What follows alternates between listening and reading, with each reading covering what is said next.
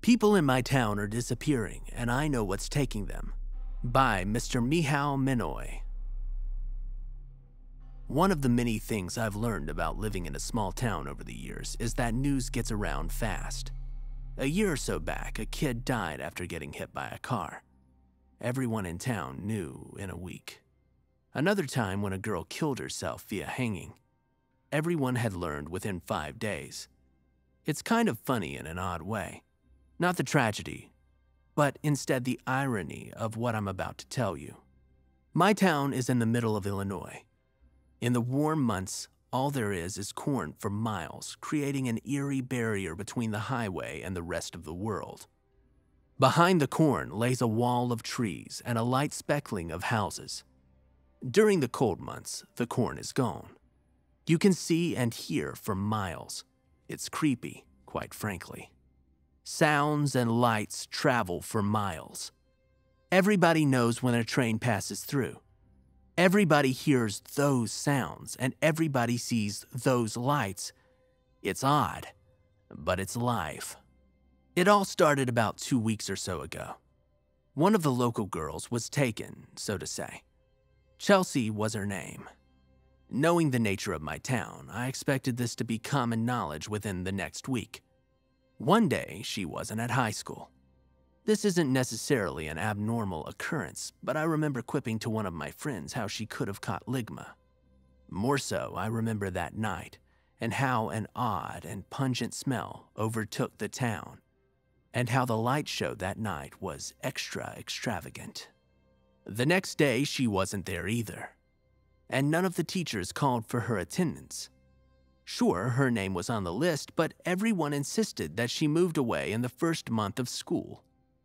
Everyone except John.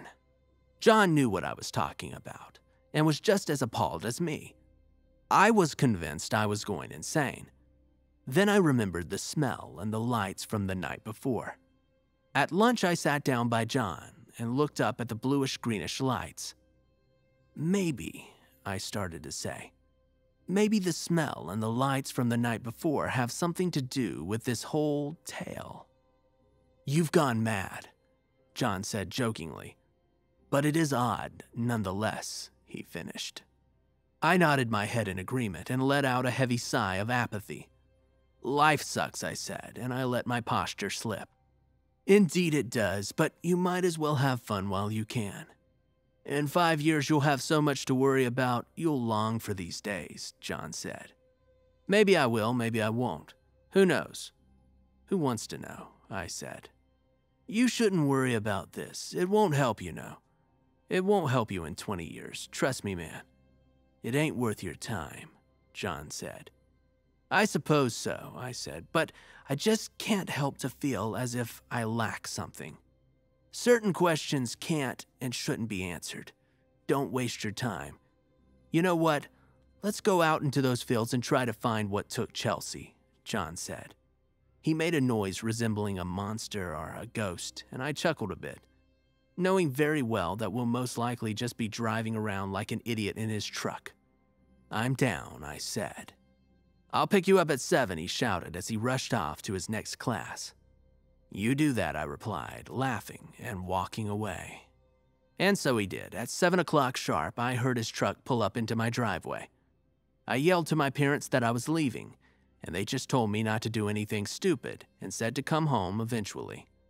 I jumped into his beat-up old truck, and we were off. It was already kind of dark when we left, and after quickly grabbing a bite, it was black. We drove down the empty highway, speeding slightly and laughing over stupid jokes and talking about girls. Finally, we got to the cornfield where Chelsea was supposedly taken, and we sat there for 10 minutes. Want to do donuts? John asked. Sure, I said with a chuckle. Why not? And so we did donuts, along with some other stupid things that seemed like a good idea at the time. But then, we heard it. A soft, medium-pitched wail rung out through the air. Shut the motor off, I hissed. The farmer or whatever is coming out to find us. Don't let him hear us or see us. Got it, John said as he shut off the engine. We waited in a tense silence for a couple of minutes, and then the sound got louder. We saw some lights, which we dismissed as headlights, but they were too high off the ground to be headlights. Then there was the silhouette of the creature. It stood 10 or 11 feet tall, bent over. Its head was oblong and seemed too small for the massive, burly body that it was on. Upon its head was a set of bent, gnarled antlers. Under the antlers were a set of large, glowing eyes. It had an odd, hypnotic atmosphere about it. It drew you in and made you want to run all at the same time. We both saw it at around the same time. John started the engine and floored it, and was out of there as fast as possible. Once we were back in town, he dropped me off back at my house. I opened the door with a spare key and I sat in my bedroom and shook. I received a text from him saying that he was going back to investigate the creature, but not to worry. I was annoyed, but I was too tired and shocked to do anything else, so I went to bed. When I woke up in the morning, I smelt that same odd smell. And when I went to school, John wasn't there. Nobody remembered him. It was as if he disappeared.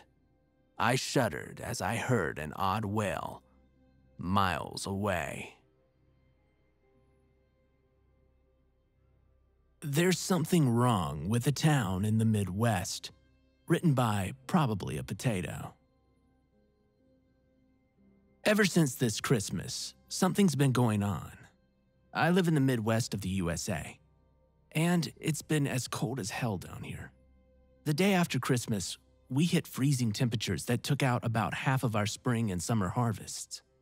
Cattle and pigs in smaller farms couldn't stay warm enough, so we've lost maybe 60% of them as well.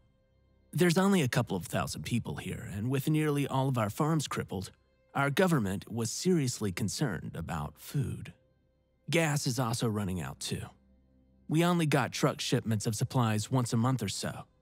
But, thanks to the temperatures, trucks won't come out.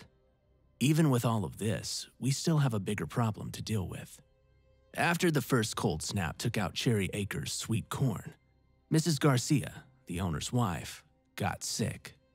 She had chills and a fever, small red dots on her back, and she could hardly walk.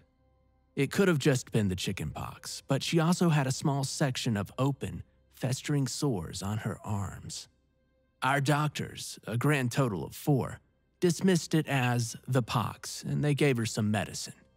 The next day, we saw 2 more people get sick with the same illness, her son Charles and James Starr, who had only gone to Cherry Acres to pick up some squash. They both had the same symptoms. As our tiny hospital prescribed more pox medication, it became clear that it was anything but that. After James lost feeling in both of his arms and his feet, and Charles's hands refused to work, naturally, we all demanded answers. And the government provided them. At around 8 a.m. the day after Charles was rushed to the emergency room, it was a gorgeous Tuesday, we got an emergency alert on our TVs and our phones. It read, "Emergency alert system. This is a civil emergency message for the following counties. Redacted. Valid until further notice. Broadcast station or cable systems issued a civil emergency message." As our county scrolled past, a distorted woman's voice played in the background. "Attention all residents of Redacted. This is a civil emergency alert.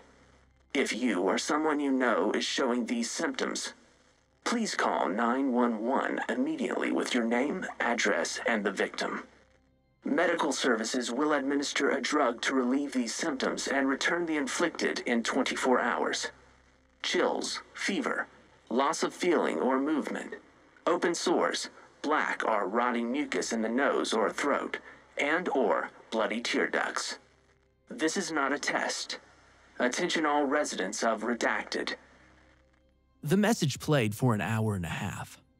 I grabbed my wife and we spoke in frantic whispers about it.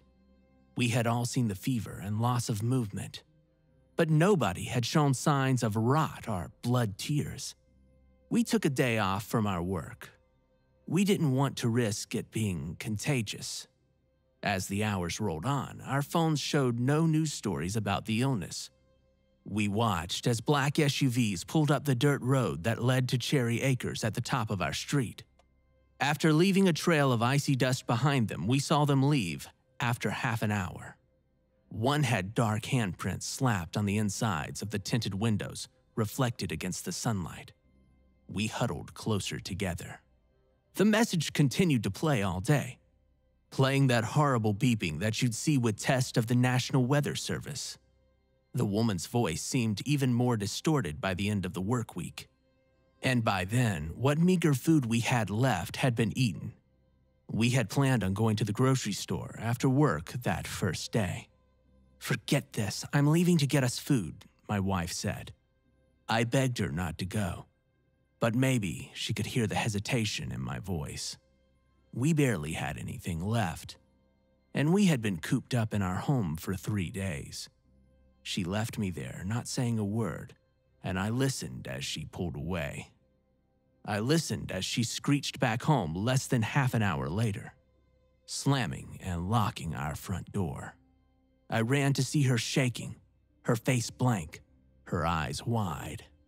I shook her by the shoulders until she looked at me, tears dripping down her cheeks. She had gone to get food, she said. The market was ransacked, but she had loaded up her cart anyways with what was left. As she was checked out, Mr. Garcia came up to her. Mrs. Garcia and Charlie were returned on Wednesday. They weren't the same. "He spoke in whispers," she said, "like someone was going to overhear him." After they came back, they didn't respond to anything. They didn't eat, they didn't sleep, they didn't talk anymore, and their eyes never stayed still. They were bedridden, but their eyes darted around constantly. At night, he would walk by their rooms to hear scratching noises and weak moans. If he went in, they would be on all fours, frozen in place, seemingly on their way to the door. He would put them back in bed, and the noises wouldn't return until exactly 3 hours later. She shook as she told me that he had padlocks and chains in his cart from the hardware aisle, and nothing else. That night, as we tried to sleep, we heard screaming from Cherry Acres. Though the actual farm was about a mile away from our home, they were as loud as day. Mrs. Garcia's voice was torn and guttural, while Charlie's was shrill and strained. Soon we heard Mr. Garcia's agonized, wet howls, and then silence. We looked out our windows at the dirt road at the top of our street, and we saw 2 forms sprinting at an unholy pace, their arms stiff by their sides. They were dragging half of a figure behind them, and they were heading towards the main square. They disappeared without looking down our remote street, at our darkened house among only 2 others, both of which were abandoned. We looked at each other in the light of the moon, and my wife started to cry. Bloody tears fell down her cheeks. Neither of us slept that night. And that brings me to tonight. It's been 2 weeks since the polar vortex ripped through faster than we thought. More than 3/4 of our population just disappeared. Everyone's seen thousands of footprints leading into the frozen cornfields, but nobody's said a word. Food is almost gone. Water's coming through the faucets thick and brown. My wife is locked in our guest room, growing weaker by the day. I hadn't called 911. She told me that she'd rather slowly die than be taken away by a black SUV, only to come back worse. I dug her grave yesterday, by our favorite tree in the backyard. She saw it. She said it was lovely. The alert keeps playing on our TV. The woman is crying as she reads the message now. Beeps keep playing in the background. I wrote some of them down, but they don't make sense to me. I think it's Morse code, but I'm not sure. Here's what it's doing.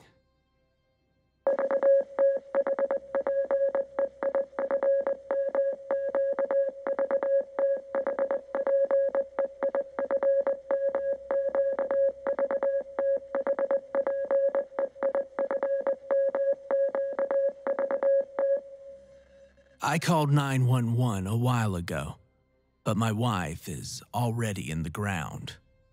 When I woke up today, my arms were oozing. Stay off the roads. Those cornfields have an interstate running on the other side. They're coming. Goodbye.